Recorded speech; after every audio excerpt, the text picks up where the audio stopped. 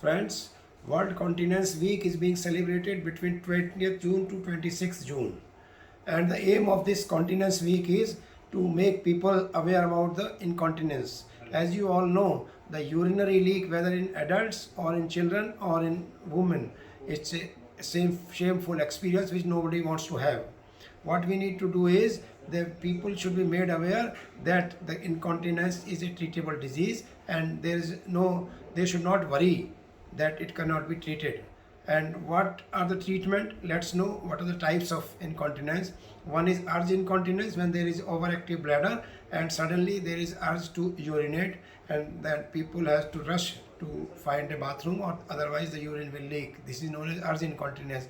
The second is stress urinary incontinence, when by coughing or sneezing the urine is being leaked. Third is overflow incontinence, when there is a retention of the residual urine and overflow is there, then there is leakage of urine. And fourth is true incontinence, where there is sphincteric weakness and then there is urinary leak.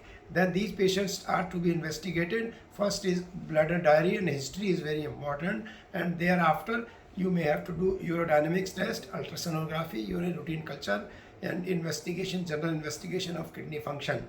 And the overactive bladder, I would like to say there are medicines like marabecquine, solifenacin, derifenacin, and if they fail, then of course intravesical Botox is a therapy. Then for overactive bladder, overflow incontinence, we know that there is a residual urine, so we need to find out if there is a bladder outlet obstruction, which is treatable by removing the bladder outlet obstruction, or there is a hyporeflexic bladder which can be treated by CIC and certain medicine.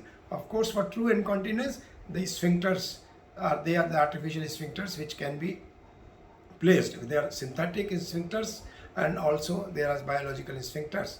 And for the stress urinary incontinence, the intravaginal or the midvaginal tapes, they are there. Also the male sphincters and male tapes are also there.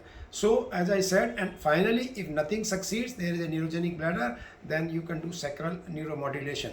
So in nutshell, I would like to say there is nothing to shame. It's a disease like any other disease and is treatable. Only thing is people should be made aware that this is treatable, and the early diagnosis is important.